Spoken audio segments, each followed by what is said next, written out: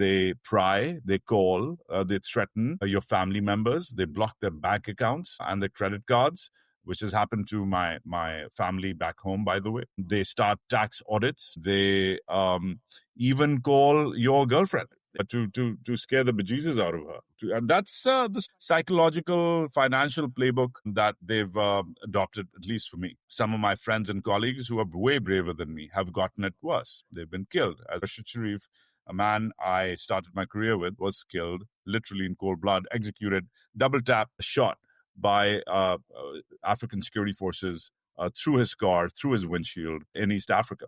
And the case is gone. It's nowhere to be found. So if your question is there a celebrity to this notoriety? I'd rather not have it. I'd rather my mom, my sister back home be safe. I'm not going to say I'd rather be doing something else, because journalism is all I've ever done. But I'd rather that things just calm down in a way where everybody feels just a little safe.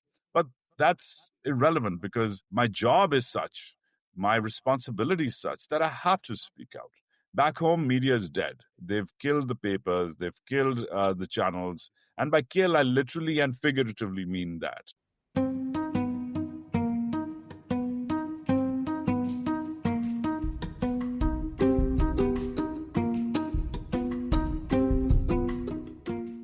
Thanks for tuning in to this, the last episode of Season 1 of The Career Circus. Because it's the last one of the season, we're presenting this episode with no interruptions. Thanks for listening to this season, thanks for subscribing, and thanks for sharing your feedback with us. We'll be back in the new year with Season 2. But for now, on to the show.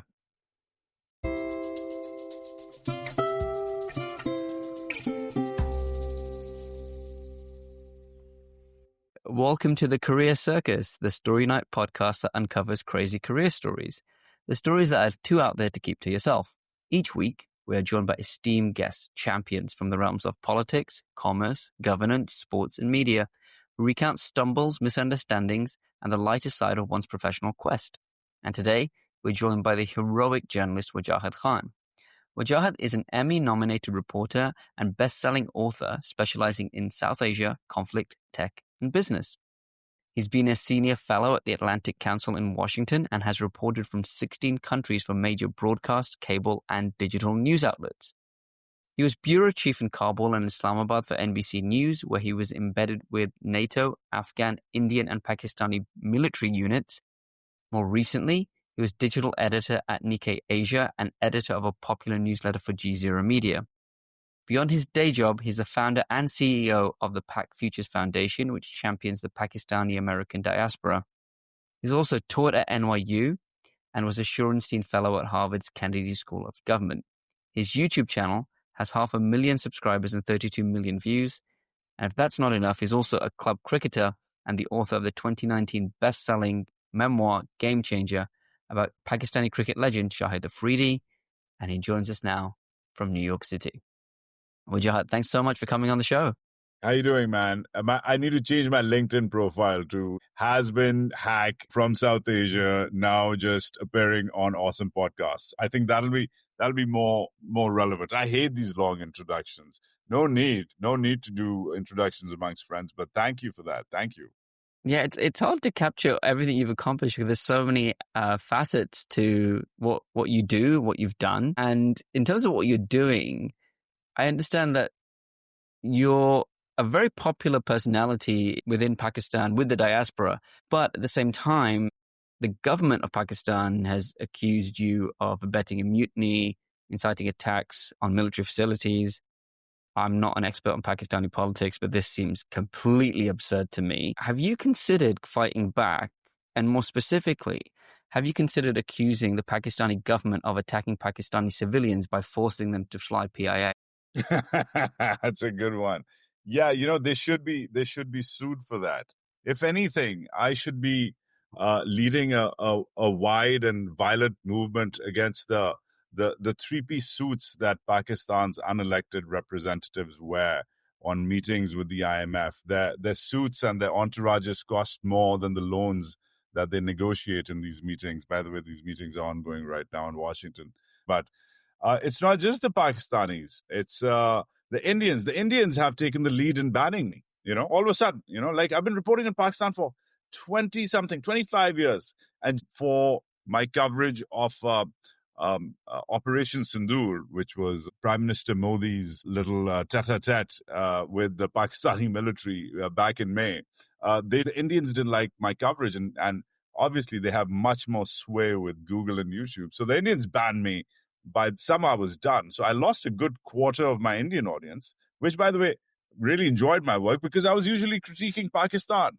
But all of a sudden, for a minute, I critiqued India and the Indians took action. So all of a sudden, here I am, unliked by Modi. He's disconnected with me, and now unliked by the Pakistanis. So I have the rare privilege of being hated by both the Pakistani and the Indian governments. Slight difference, though. The Indians still have, I would say, some variants of democracy left, as fascist as the BJP's right-wing Hindutva politics is, and everybody's doing a dam maro dam of right-wing Hindutvaism right now. Even good friends of mine who disappointed me of late. But Pakistanis, I wouldn't even call a government. I think a very polite word is a regime. A government governs. A government watches out for its people. A government is accountable. A government is usually, in this day and age, elected. The Pakistani government disqualifies from all of those tenets. So I would say they're a regime, they're a military-backed regime. They call themselves a hybrid regime, like they're a Honda with a half petrol, half electronic engine, which is sort of what they are. The face of them are elected leaders who are actually not elected because elected leaders are in jail. So it's just a bunch of favorite leaders, second or third runner-ups who are favored by the military regime. And then in the back, to avoid international sanctions and all-out civil war, are the generals in the back, backroom operators who are the real puppet masters. And they seem to be very tight with our friends right here in MAGA America and Trump America. So all of a sudden, I'm in a strange place where I thought I was safe for a minute here in America. That's why I moved here around 6-7 years ago, because I saw all of this madness coming. But it seems that Mr. Trump is now very tight with the same Pakistani military leaders. So I don't know. I'm watching over my shoulder for ICE coming in any minute now for my reporting. But it's strange. I'm unliked by the Indians, highly unliked by the Pakistanis, and all of a sudden, I'm not very sure about freedoms and assurances here as a journalist, generally speaking, and especially as a Pakistani-American journalist. How does that make you feel? Because in a way, it's a compliment. The fact that you are getting this reaction for them is demonstrating that your reporting is making a difference, which is a compliment to your reporting. At the same time, if your voice is being diminished, that must be completely stifling. What do you think the answer is? Pakistani government, building close ties with Trump. Do you think that there's enough press freedom in the United States still to keep pushing to keep doing your work? Or do you feel that you may need to reconsider being in the United States, given what's happening with press freedom in the US? Yeah, moving to Argentina is probably next to this rate. But yeah, it's interesting. First of all, to the first part of your question, so I don't think I'm a little old school. I don't think that the journalist should become the headline. And it's sort of become that way. And my celebrity, as you pointed out to it, I hate that word. I hate my own celebrity. I think journalists should be very discreet, like secret agenty creatures. We can't avoid that. Those of us in broadcast obviously become household names, but I still hate that term. I'd rather be notorious than a celebrity. But it seems that the gods have answered my wishes. And literally that's what I've become for the regime. And I'm not quite sure if you know the long arc of Pakistani journalism. The Pakistani journalism has a long tradition of sticking it to the man. There's been all sorts of publications which have survived and thrived, and then they've been suffocated and killed. But those publications are long gone now. This is sort of like every man for himself now in this digital age. So all of a sudden, I have this platform where on YouTube or on Insta or on LinkedIn or even on Substack, which I'm experimenting with these days, it's sort of me. It's me on my own. I'm not reporting for any organization. I don't have an editor watching out for me. I don't have life insurance offered to me from the organization I'm working for. It's sort of me on my own. And that's really changed the game, because I've been into trouble before in Pakistan, so I've the best journalists. But there's always some layer which is sort of protecting you, and that layer is now gone. It's vanished, and because we're all, I guess we're called digital terrorists, by the way, for this very reason. The Pakistani regime's official name for us is a digital terrorist. They don't even bother calling us journalists or activists or advocates or whatever. Different people do different things on YouTube. I run a daily reporting and news and analysis show, but evidently I'm not a journalist anymore. I'm something else.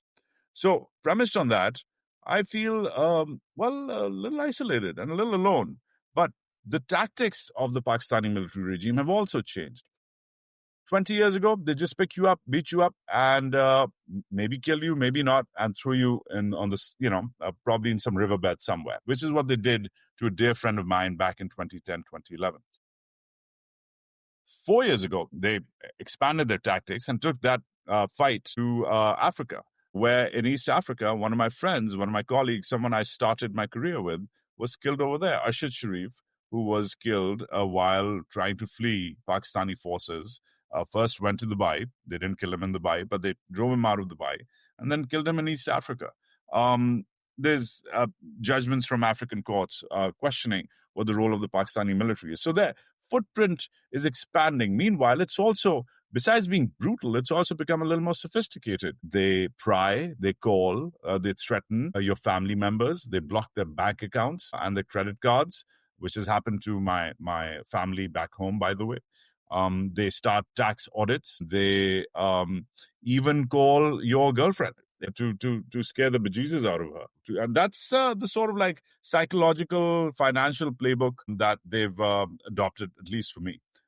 Some of my friends and colleagues who are way braver than me have gotten it worse. They've been killed. As I said, Arshad Sharif, a man I started my career with, was killed literally in cold blood, executed, double tap, shot by African security forces through his car, through his windshield in East Africa.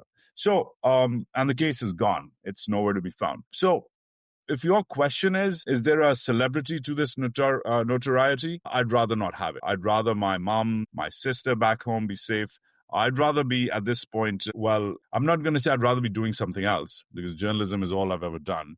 But I'd rather that things just calm down in a way where everybody feels just a little safe. But that's irrelevant because my job is such, my responsibility is such that I have to speak out. Back home, media is dead. They've killed the papers. They've killed the channels. And by kill, I literally and figuratively mean that. They've literally, Pakistan has what, around 20-odd journalists killed this year. It's one of the highest in South Asia. In fact, it ranks as it's always been in the world's top 10 most violent countries since 2016, almost 10 years in a row. And been there. The only other country which comes close is Afghanistan. And there's less journalists killed in war-torn Afghanistan than in Pakistan, believe it or not. India is has a third the most unsafe South Asian country, but it's a far third versus those two. So that concerns me. And it concerns me that I'm on my own, but you know what? I don't have any options. This is all I do. This is all I've done. I've been doing this since high school. And inshallah, this is all I will ever do. Storytelling is my birthright. It's also a pretty damn good skill set to have. And I enjoy it. And I'm sure you do too. Yeah, I'm not part of the Pakistani diaspora, but the sense I get is the Pakistani diaspora is very grateful for you for the efforts that you make and the risks that you take. Now, no government lasts forever, right? Change is always inevitable. How do you see this playing out? Do you think that the current Pakistani regime's grip on power and willingness to use intimidation and violence against who it perceives to be threats against its grip on power, do you feel like that will change over time? Will that be undone? Or do you feel like for the next number of years, this is how it is? That's a good question. So, firstly, old British military strategist wrote once that the only thing harder than putting a new idea into an army is taking an old idea out of it. Militaries are inherently intransigent. They are inherently stubborn. They are inherently conservative. Creativity and chaos and change, those are curse words. Those the four-letter words in the military. Out of the box thinking, reform is not allowed. Sure, they adapt, but they adapt their tactics. They do not usually adapt to reform. And no military in the world gives up power, land, space, budgets once it has them. Now, there's another great saying. This goes all the way back to the Prussian military in the 18th century, but it's true even today for Pakistan that most countries have an army. In Pakistan, the army has a country. And that's, again, it was said for the Prussians. Well, the Prussians didn't end up well. They broke up. And they broke up because of overreach. They broke up because they fought with everyone around them. And they broke up, frankly, because they were douchebags. Nobody likes them, right? And that's sort of the Pakistanis as well right now. Nobody likes them in the neighborhood. The Iranians distrust them. The Afghans are not thankful for 20 years of support. In fact, quite the opposite. The Indians, let's not even expand in that. And the Chinese are a little wary because, well, just last week, the Pakistanis did what they're famous for doing, which is start their double dealing. They're sort of like, they're holding China's hand under the table while they're playing footsie with Trump for a new port deal. And they just landed some new weapons today. Pakistan is going to be getting brand new American AMRAAMs and Sidewinders soon. So the whole warming up to the U.S. is happening as Pakistan continues to play iron brother with China and mortal enemy to India and lukewarm Islamic brother to Iran and Muslim bhai with Afghans. There's just too many fake narratives to sustain all of a sudden. When you're dating like 7 women, I hope you've never done that. But I think there was some maybe point in my life when I was post-college in that mid-20s rut. You sort of start confusing, who is what and who likes what and whose birthday is when. And that's when you start dropping the ball. And not that I recommend dating 7 women at the same time to anyone, but it can be. It's a skill set, and only the best and brightest can execute it. Take that into geopolitics. The Pakistani generals don't have that skill set. They have very little accountability at home, as I said. But in a way, they're pretty good externally. I imagine Pakistan as a sphere, perhaps as a cricket ball, which is really hard from the outside. It's beautiful. It's very leathery. It's well seamed. And everybody likes the new Pakistan these days, except the Indians. Everybody likes Pakistan. The Indians are hating Pakistan because they, frankly, took a very bloody nose a few months ago in that military operation, 6 or 7 jets down. But Trump likes them right now. He's giving them money. He's giving them preferential treatment in tariffs. He's giving them weapons. The Chinese love them. The Saudis just 2 weeks ago signed a defense pact with them. I mean, that's a big deal. Even the Iranians are meeting them on the sidelines despite having a skirmish with them last year. So everybody's a little aware of this new shiny, squeaky clean Pakistan. But internally, there's the Baloch insurgency is now the longest running insurgency in South Asia officially. It's 19 years old. Tamil Tiger insurgency was longer, but that's now finished. That was the one in Sri Lanka. So that's done. So the Baloch insurgency is officially the longest running one. Just this afternoon, there was another attack on a train, the same train that they hijacked a few months ago, the Jaffa Express. ISIS-K is now operating in the northern parts of Pakistan.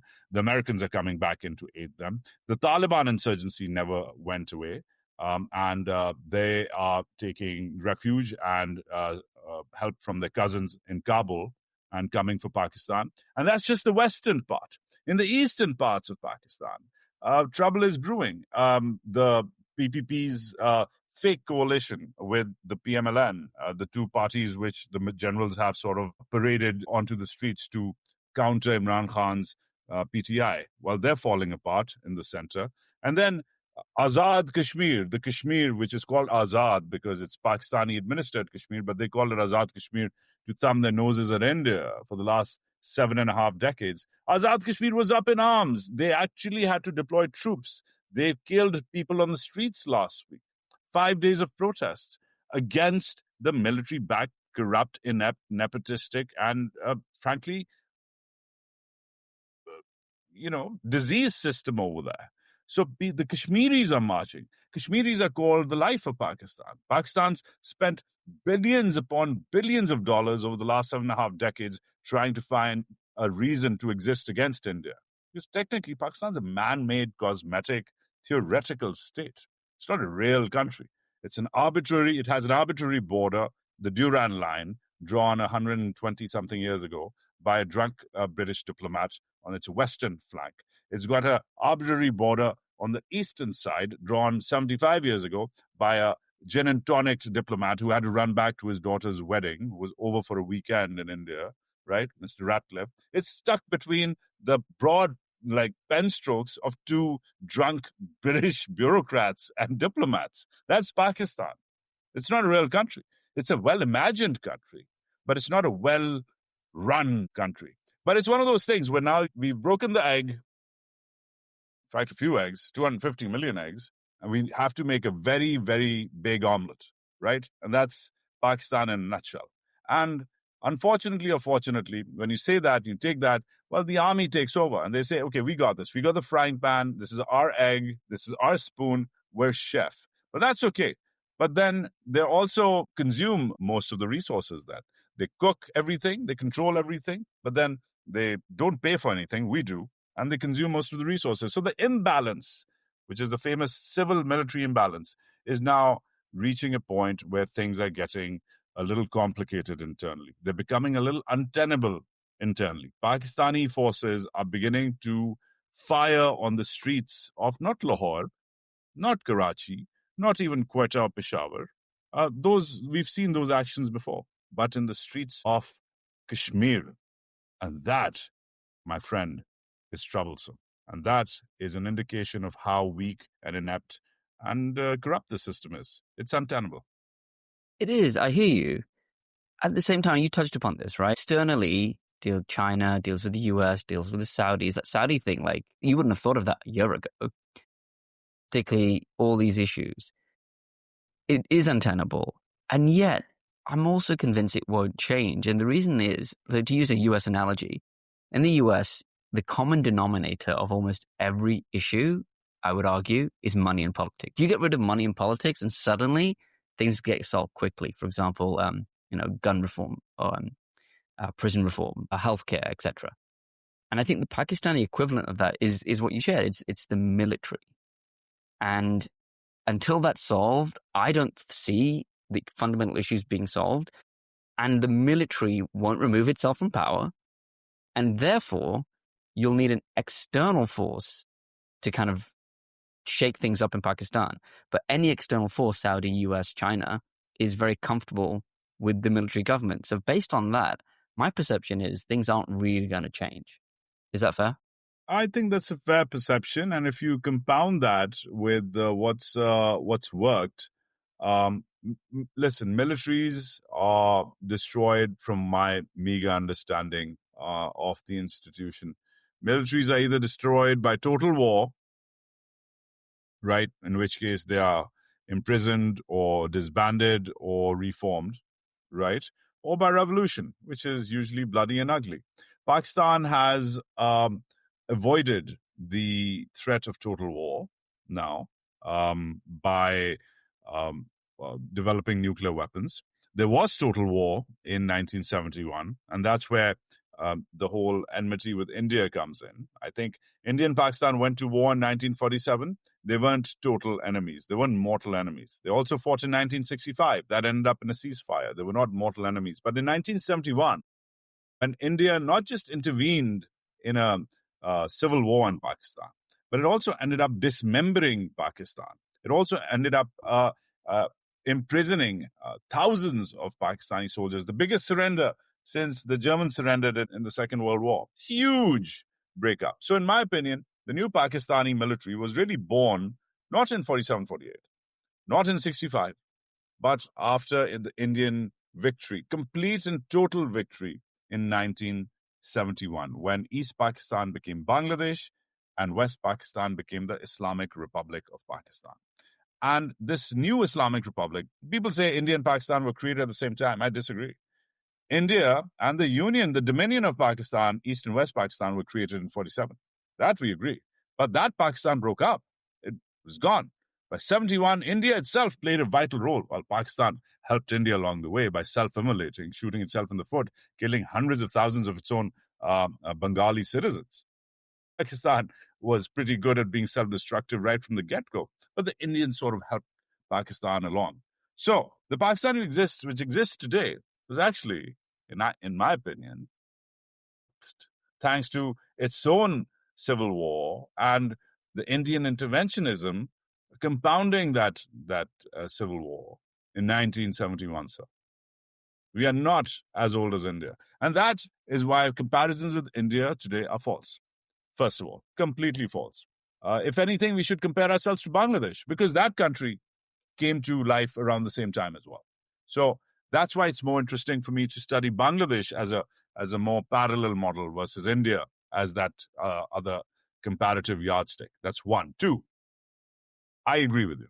I think that they've got a lot of fans and fanboys externally, and if you're famous, it's like being popular abroad, and then you come home and you beat your wife and you abuse your children. That's the sort of relationship the masculine Pakistani military husband would have if we were going to make one with at home. Versus, he's the life of the party. He's loved at, wherever he goes, whenever he travels internationally. Everybody in the neighborhood is scared of him and intimidated by him. He can punch above his weight. He's got friends in America. He's got friends in Washington.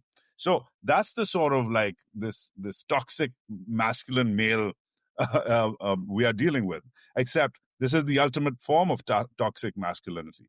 This toxic male has 700,000 soldiers, around 180 nuclear weapons, currently developing missiles that can hit most parts of Asia, and has just yesterday threatened the Indians that mutual destruction will be mutual if it is triggered. So this is the Pakistani military masculine male in a in a nutshell right now. But that's where we're at. So I don't think there's reform, but there is hope. There is hope from one country in the region. I like studying it because it's a little out of the way, but it's nearby. And the Pakistanis like to compare themselves to the Indonesians. Pakistan is the largest, second largest Islamic country in the world, but the Indonesians are actually the largest. There's more Indonesians than Pakistanis, and the Pakistanis sort of like tip their hat to the Indonesians for that reason. And they're also remarkably similar. They also have an overreaching military, at least they did, which ruled from the 60s all the way to the 90s.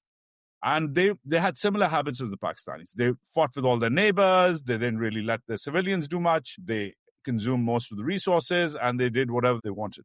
But then one day, the Asian tigers were developing in the mid-90s. And the Indonesian military woke up and said, ooh, Malaysia is doing well. Ooh, Thailand is doing well. Ooh, Taiwan is doing well. Obviously, the South Koreans are doing well. And they went up to their local civilian experts. They said, hey, you civilian, you bloody idiot, get up.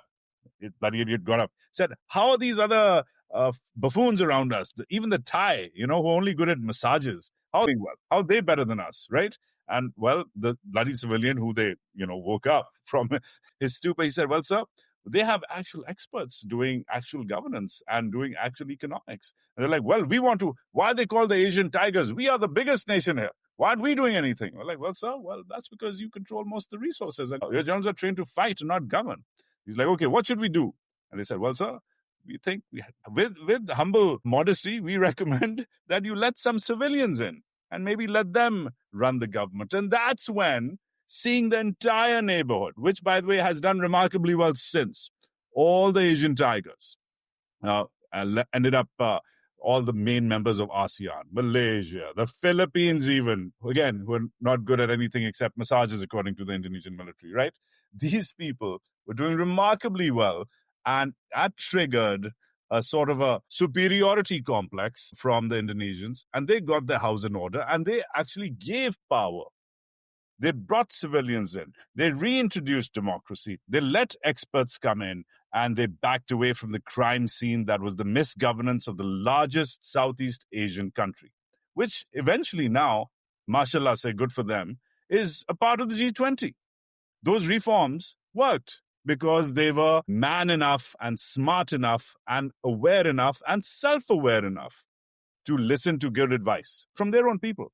They didn't invite American consultants or Chinese engineers like the Pakistanis tend to do. The Pakistanis don't listen to their own people. The best and brightest, I don't know why I'm pointing at myself, but the best and brightest are kicked out, exiled, executed, killed, while the inept, the corrupt are allowed to rule in the name of the military. Unfortunately, that is Pakistan's tragedy. So even though Indonesia is nearby and a great example of what can happen when you genuinely try to reform and share power, even though you have the same bad habits as any other military, that's not something I think the Pakistani military is close to getting. It's all very tragic, I find, right? That this country was, to your point, really established in 1971 and has been on a very different trajectory to the Asian Tigers, to Bangladesh, which, to your point, is the closest analog. And therefore, Pakistanis, domestic or diaspora, have to cuff themselves up due to this ineptitude, as you described. You're one of those Pakistanis who you're overseas, but you're doing what you can to kind of address some of these issues within your own capacity. You hosted a conference at Yale, I think it was earlier this year, Ivy Future of Pakistan conference, where you got prominent Pakistani Americans and Pakistanis in the diaspora to come and talk about a variety of careers, a variety of topics. What was that like, and what did you conclude from it? Because I would think that one of the conclusions would be it's not a lack of talent, it's not lack of drive, it's the ineptitude of the government, but with the right drivers, the right motivation and the right incentives, there is scope, at least for the diaspora, to reclaim the narrative and change the trajectory of the diaspora or of Pakistan itself. It's a difficult question, and it's a frustrating question. Having lived in America I'm in my mid-40s, and I've lived for a good a quarter of that has been spent in America. First in college in the Midwest. I went to Michigan as an undergrad, go blue. Then at Harvard in the Northeast. I'm never living in Boston again. It's the perfect blend of racism with elitism and liberalism and really bad, overrated sports teams. Never going to Boston again. And then finally, New York City, which I will settle for, but only in a rent-controlled apartment. So premised on that, I would say my understanding of the diaspora in 3 different decades, in 3 different parts of the country, the Midwest, the Northeast, and now here, in the city, and through the 90s, 2000s, and 2010s, the diaspora is as diverse as any, right? There is no one diaspora. There's the Maulvis who don't adapt, and there's a bunch of them in your neck of the woods in England as well. People in England, there's this famous Bradfordistan, which you must go to. I'm familiar. Yeah, you must go to. You must do a show from there. I've never been. I'm quite curious. In fact, when they unblocked my passport, Paki generals, maybe you and I can report together, and when I'm in England next. But there is a propensity versus other diasporas that I'm familiar with. I feel like the Indians adapt more here. I feel like the Indian diaspora has obviously done well, done better than most diasporas. In fact, possibly the best, most well-educated and highly paid diaspora. The Indian American household is considered head and shoulders above, education-wise and household income-wise, as the highest diaspora. The Pakistanis are not behind. They're number 3 or 4, which isn't bad when you've got the Chinese and the Koreans to fight off. So it isn't bad. But it's not education or household income I'm arguing about. I'm arguing about being a part of the process. Today, there's 7 Indians in the Trump White House. There's 0 Pakistanis. Today, there's a similar number of Indians, 7 or 8 in the Congress. There are 0 Pakistanis. Why? Because, well, we don't send our boys and girls to law schools. We do the doctor ka beta doctor, engineer ka beta engineer, right? We don't encourage our kids here to participate in public policy offices or run for public office or do public service, because perhaps we are traumatized by our own lack of initiative back home. The parents who come here have seen what democracy can do there. So they're like, maybe it's as bad here. The parents who come here can sort of see how bad the bureaucracy of public service is. An honest police officer or an honest public servant gets killed in Pakistan. So they don't say, nahi, bhaiya, ye hum idhar nahi karenge. So doctor ban jao, So maybe it's that risk aversion. But I also have a feeling, it's my considered opinion, and this is possibly going to be very controversial for your listeners, especially my Muslim friends. And alhamdulillah, I am a believer. But I also think that Islam has confounded Pakistani nationalism, activism, and the diaspora. The Indians, for example, give famously well to universities they graduate from. Just the other day, I was reading a report, I think it was in Bloomberg, where they did a report about how the Indians give back to the universities they are currently, they've done well from. And that has created a larger stir in the academy. There's at least a couple of dozen Indian professors at Harvard, just 2 in Pakistan. There's at least a couple of dozen courses taught about India at Harvard, just 1 on Pakistan, at least this semester. And that's because Pakistanis give very little back and participate very little here. They will make a masjid in Toba Tek Singh because Dadaji was born there. They will make a tube well or a school in Orangi Town because Orangi Town is the biggest slum in Karachi, and I miss Karachi. They confuse zakat with philanthropy. They confuse giving back home to giving building here. And that's why they are being screwed by Washington. That's why Trump has the audacity to meet with a mass murderer and offer him a rack of lamb with jambalaya, all halal, with strawberry sorbet, which is what he did earlier this summer with Pakistan's quasi-dictator, Asim Munir. Because if Trump was answerable to a powerful constituency, an educated constituency, which they are, but not a connected one, if Pakistanis had roots into Washington, if they had roots in public policy, in the legislature, which they don't, if they were willing to give beyond the Toba Tek Singh masjid they're making or the Orangi Town school they're making back home, if they were interested in making South Asia centers here, like Brown's Watson Center's endowment run by my friend Ashu Varshney. Most of the money comes from Indian American philanthropists. And that's why there's no courses offered at Brown except a brown bag lunch in Pakistan, while entire PhD programs are covering India. So today, any South Asia center, the one in UT Austin, where I've dropped by, the one in Michigan, where I've taken courses, the one in Columbia, where I graduated from, the one at Harvard, where I've lectured, most South Asia centers might as well be called India centers. Because the Indians have taken a very, very particular interest in supporting and ingressing into institutions here, think tanks here. Ashley Tellis changed the game 20 years ago in Washington on the think tank circuit. 20-something years later, the Indians and the Americans are strategic partners. They're having a moment. They're having a tiff right now. But the Pakistanis have never contributed back that way. And I feel Islam, zakat, charity confounds them. And also their own trauma back home of not participating in the electoral process here.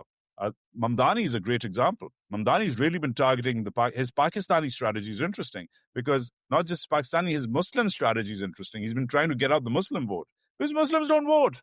And then they complain about Islamophobia and they complain about everything else, which the halal cart racism which happens to them in New York City.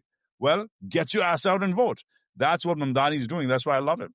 But again, it's the trauma of those communities. And Pakistanis are not alone. The Arabs, for being divided and confounded by their own limitations. So I would say, but not all Arab communities, some Arab communities. So premised on that, I think the Pakistani experience here is a complicated one, and I hope to change that. The Yale conference was an attempt to do that. My next one is in Washington. I'm going to Georgetown for the Georgetown Pakistan Public Policy Conclave. It's a mouthful, so we're calling it GP3C, which is going to be the Pakistani Davos. It's going to be live in Georgetown University in the heart of DC. It's going to debate both public policy and public health issues, and it's got a 50-50 focus. 50% on the diaspora here, and 50% on back home. It's not going to be, hey, Imran Khan ka kya hoga? Hey, Asim Munir kab marega? No, those questions will be answered. But it's also about how do we send more of our kids to law school here? Why aren't there enough Pakistanis in public service here? Why aren't there enough Pakistanis in NYPD? What's the problem? So premised on that, this is home too now, right, Ali? जैसा भी है, Absolutely. ये भी है. और by the way, हम मुहाजिर हैं. हमने हिजरत की है. हम जो कोई घर अपना, nobody leaves their homes जान के यार, कोई खुशी से nobody leaves their homes. So They're forced to. right? So this is hijrat. So, this is home now. The Prophet, bless him, sallallahu alaihi wasallam, made Medina home. For years, he formed his best teachings, his most relevant thoughts, his ideals were formed there. He wasn't sticking to Meccan philosophy. He really changed the way he thought. He really changed the way he fought. And that's what this is. In a way, this is Medina. I'm hoping this becomes for the diaspora, which is, frankly, leaderless. And I'm not pretending to be a prophet by any means. I'm only inspired by one. But we need a renaissance here to affect back home, because I cracked an old joke once at a speech, but I think it's stuck. It's become a part of my philosophy that the best way to affect the generals in Pakistan is through the people in Washington. So I usually joke that the shortest flight to Islamabad takes off from Washington, D.C. That's been a rule since the Cold War started. The people here in D.C., in policy circles there, affect those generals the most, more than anybody else. And if we can get to the policy circles here, and there are open doors, there are back doors, but there are also front doors, and we can knock on them, we can affect change from here. So the Pakistani American diaspora, more than the Pakistani British diaspora, the Pakistani Australian diaspora, or I don't know, the Pakistani Nigerian diaspora, is better placed. More than any other diaspora in the world, these 1.4 million Pakistanis are better placed to affect a change back home because of the dependency that the unelected, repressive military leaders because the dependency they have on Washingtonian leaders here. So that's the code I'm trying to crack. Yeah, I would totally agree with that. As somebody who's lived in the United States and the United Kingdom, and I'm very proud to be British, but there is a huge distinction between the education, financial resources, intellect of the average Pakistani American versus the average Pakistani British person. That might be changing because it's a whole other generation. Pakistanis have been in Britain longer than the United States, but that is a crucial distinction. And the other thing I think you touched upon implicitly is America is still an incredible place where anything is possible. If Ilhan Omar, a Somalian refugee, can get elected to Congress, there's no reason. Because I was going to say, they're just more Indians, right? And push back. But then I realized, no, that doesn't really apply. That pushback's not valid. And Ilhan Omar, I think, is an example of why that pushback's not valid. You mentioned DC. You were a fellow at the Atlantic Council in DC. What was that like in that? Did you find the Atlantic Council receptive to some of the ideas you were sharing about lack of Pakistani representation? And do you feel like organizations like the Atlantic Council are well positioned to address some of the issues that you've described? I don't think that there is generally, at least till the time that I spent in DC, both reporting and at the council, I think I got the bad end of the Pakistan interest spectrum. When I was at the council, the flavor of the month was India and China, and that has been for a while. But all of a sudden, that is changing, and it's only changing in this recent administration. I feel like that's the one thing I don't like about Washington. The flavors of the month change. There is very little stability and consistency in policy making. And also think tanks here have a pretty dire rule. You eat what you hunt. If you can bring in the funding, they will research the size of doorknobs in Tangiers for the next 5 years, right? And why the doorknobs in Tangiers are better and bigger and badder and brassier than the doorknobs in Algiers. That's it, and there will be a whole division of the Far East desk or the Near East desk at some Stimson Center or Atlantic Council or Carnegie Endowment somewhere, which will be dedicated to to debating that problem, because that's how shallow the funding process is. If you've got money, you can go in and research whatever you want. And because there is, of course, an interest as well that is driven by policy circles. It's a two-way street.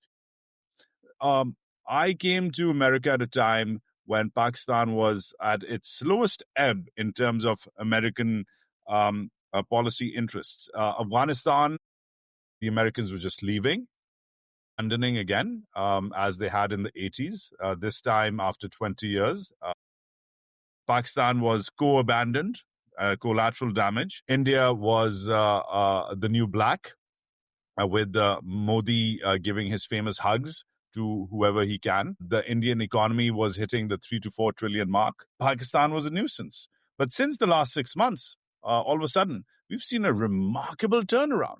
Trump 2.0 has happened, but so has this chap called Asim Munir. And he's brutal, and he's terrible, and he's bad, and he's repressive, and he's done all sorts of terrible things. But guess what? He shot and destroyed 6 to 7 Indian aircraft, in the first 50 minutes of what could have been a major nuclear flashpoint, a major war. And we can't deny that. You can't deny that Pakistan punched above its weight in the May conflict, shocked the world with its military prowess, became a peer competitor of the mighty Indian military, the second largest in the world, and sort of proved in a way, with disdain, but proved in a way to his own people that, hey, you got nothing without me and this military. So in a way, the Pakistanis had a quick moment of redemption with this military. But it was also noted, we've talked enough about internal repression. It was also noted in Washington. And all of a sudden, Washington's become quite interested in Pakistan. The New York Times just yesterday did a huge long piece. Oh, Pakistan में तो बहुत लड़ाई हो रही है, पाकिस्तान में तो 12 साल से इंसर्जेंसी खत्म ही नहीं हुआ, अभी फिर से इंसर्जेंसी शुरू हो गई. Oh my God, the Pakistan ISIS is in Pakistan. I was like, really? The New York Times is finally noticing that the ISIS is in Pakistan. And guess what happens the next day? Raytheon announces just this morning, our new contracts include AMRAAMs and Sidewinders for Pakistani military. AMRAAMs they haven't sold to Pakistan since 2007.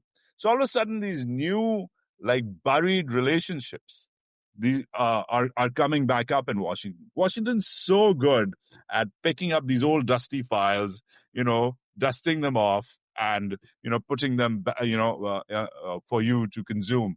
And that's what you're going to start seeing. You're starting to see stories in mainstream media. I wouldn't even call it media anymore. I don't know what the hell to call the New York Times. But you're starting to see the cause and effect within 24 hours. Raytheon announces a contract when the New York Times announces that, the Pakistanis need help. How can we help them? They're going to die otherwise. These Afghan Taliban are going to take them, and these Indians are. So all of a sudden, it's working perfectly. So Pakistan is the flavor of the month again. And this is not a conspiracy theory. These are just facts. And it's going to go because it's cyclical. And even the best part is it's transactional. Yes, this particular American president is very transactional, hyper transactional, but so have been the rest of them. They've used Pakistan and they've said goodbye. They've sent flowers. Sometimes they haven't. Biden never sent flowers. Clinton kind of did. He dropped by. You started seeing the transactionalism in the 90s when he dropped by India for 4 days and stopped by Pakistan for 4 hours. So that disparity, which we've been seeing for the last 20 years, that's beginning to change now. Now it's the opposite. Now the Indians get a 50% tariff penalty and the Pakistanis get 19%. Pakistan's all of a sudden the blue-eyed boy again. But I don't think the White House is just a hop, skip, and a jump away from making it a whipping boy again as well, as it has tended to do in the past. And that's not necessarily limited to Pakistan, though, given the current administration. Everyone's flavor of the month, it feels like in Washington right now. Switching gears a bit, we've talked about a lot, right, from reporting to the conference at Yale to Atlantic Council. If we consider the breadth of your career in journalism, and you've worked for digital, cable, network TV, your fellowship at Harvard, your time at the Atlantic Council, you're also an author, a YouTuber. If we consider all of those things, what's the moral of the story? I think the one thing which is inherent is that, firstly, I agree with Salman Rushdie on one thing when he says that storytelling is inherent. We like hearing stories. We like telling stories, and it's very human. It's the most human trait, writes Rushdie. It's the most human of traits versus all the other animals. He writes a whole essay about. I'm not gonna try to replicate Rushdie, but I agree. I agree with that part of Rushdie's philosophy. That's not a moral, but that's definitely inspirational.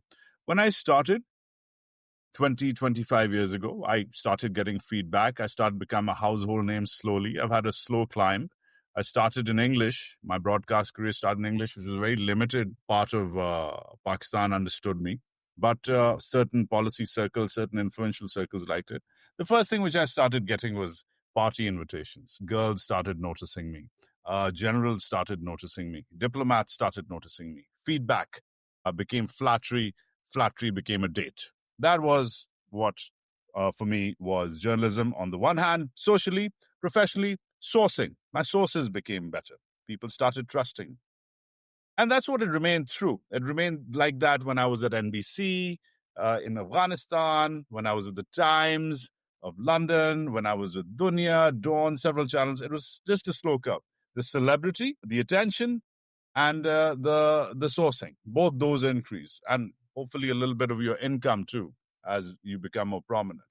Magar today something else has happened. In this, I don't know, some people call it exile.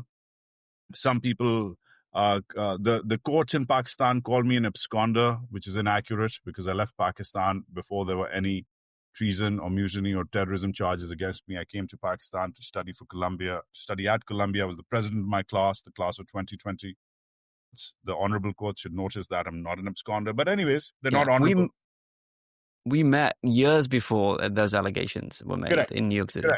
Correct. So the honorable or the dishonorable courts should be aware that I'm not an absconder, but they can say whatever they want. But now, in this new version of me, where there's no newsroom, there's no intern, there's no producers, the sources have dried up, people are scared of talking to me. My own sister hasn't talked to me in a couple of years because they tried to abduct her husband. They've blocked her national ID cards, her bank accounts. She's scared of talking to me. They tried to make her record a video where she was condemning me as a terrorist and saying that I'm a national security threat and an Indian agent, and she's known this since childhood. So that's when she said, okay, you can block my bank accounts, you can try to abduct my husband, but I'm not going to do that. That's where she stopped. But the price we had to pay was she stopped all contact with me since. So I haven't talked to my kid sister, my only sibling in a couple of years. So it gets lonely. But that's one difference. That's the moral of the story, that if you continue to do this, it gets lonely. But so the whole celebrity bit means nothing, really. So compared to 20 years ago, today I'm an actual household name. In fact, not just in Pakistan, but possibly even in some other communities and regions. But on the other side, while 20 years ago, log तारीफ करते थे, people would say, wow, wow, kya story thi, what an interview, wow, what a voice you have, oh, aha, that report, this, that. Irrelevant. Today, the greatest thing, yaar, I watch out for, and it happens in the thousands every day, is the duas. The duas which come, the prayers which come, surpass any feedback, any flattery, any job, any promotion, any income stream, even any cute little naughty DM from some sort of supermodel, which I'm obviously always welcome to answering and responding to. But the duas which come keep me going. Nobody gave me duas 20 years ago. They gave me compliments, but a dua, Allah aapka apne hifz o maan mein rakhe, Allah aapko zindagi de. And I need them. I need them because my family's in danger. So am I, according to the FBI, who I recently heard from, by the way. They're just checking in and just seeing that I'm okay, just holding my hand, because there is a threat here. The Indians have managed to get themselves in trouble right now in New York. Last year, they tried to, you're aware of this, they tried to assassinate a dissident here. And the Pakistanis are not too far away from taking a leaf of the Indian playbook. Currently in New York, downtown, they're trying an Indian agent for running a hitman scheme. And that has the feds worried that the Pakistanis might try to do the same. The Indians were American friends, by the way, and remain so. So Pakistanis could do that too. So premised on that, while my life may be under threat and my family may be stripped away from me, I think that's what I need the most today. I need the prayers of my viewers. And thus, this is not just a job anymore. This is a duty. It is a compulsion. It is not a choice anymore. I need that support. So that's my moral of the story. That what started as road less traveled. I was the only chap in my class to become a journalist. I was joined by that famous documentarian, Sharmeen Ubaid Chinoy, my other classmate, who ended up winning 2 Oscars, completely different yardstick for me to get to. But we had a smart class in my high school, but I was the only one who became a full-time journalist, man. And people wondered why, because we were good at exporting bankers and wankers and all other sorts of finance bros.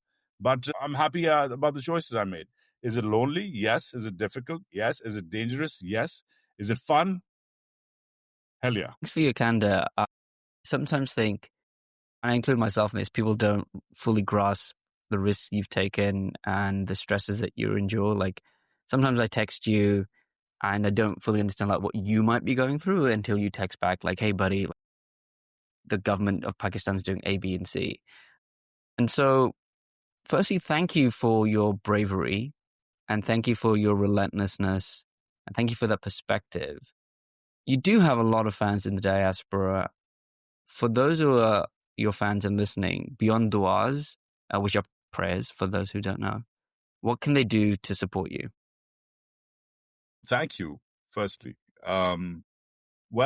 Support my work, support my initiative, watch my reports, which come daily on my channel. There's a membership program which allows you to support me by joining that membership program. I don't think they allow that membership program in Pakistan, like they allow nothing in Pakistan. But I think if you're in the UK or the US or Canada or elsewhere, you can check out that. That's on youtube.com/Wajahat Khan. But more than anything, support my initiatives. Forget me. It's what I'm trying to do for the larger community here. The Georgetown conference, which is on November 15th, needs your support. It needs you to firstly come and attend, because there's going to be a bevy of great minds, a constellation of stars, way better, way smarter, even perhaps way cuter than myself. So there's going to be some really smart people who are going to turn out. Check out the Georgetown Pakistan Conclave.org. That's our website. Donate. We are a 501c3 registered organization, so we're a tax write-off. We're not asking for your zakat. We're not a masjid in Toba Tek Singh. Your grandfather might not have gone to Georgetown, but inshallah, your grandchildren might. And they might become congressmen and lawyers, because Georgetown is famous for producing public policy officials. It's got the only foreign service school in the country at the undergrad level. Maybe that's where our sons and daughters can go and change things. Maybe the next Pakistani ambassador from America won't be a white dude with an Italian last name. Maybe his name will be Khan and not just Imran Khan. There's other Khans out there too who can perhaps make a difference. So maybe that's what you can do. And bring your kids to that conference. And we're expanding to other areas. We're going to be bringing this conference to the UK, to schools there. So if you're interested in getting your uni involved over there, this is a student-run platform where I help students. I ask them, who do you want to see? Who do you want to talk to? Who do you want to network with? Who do you want to hear a lecture from? Who do you want a town hall with? Who do you want to debate with? And that's what we're doing. We're going to have partners across the major schools here. We're going to our plan is to work with the hubs here. The major hubs here are in Texas. We're working with the best schools there, Rice and hopefully UT Austin. The Chicago hub, which besides Nehari, there's a Northwestern University there. So I know everybody who goes to, every Pakistani who goes to Chicago ends up eating Nehari. But guess what?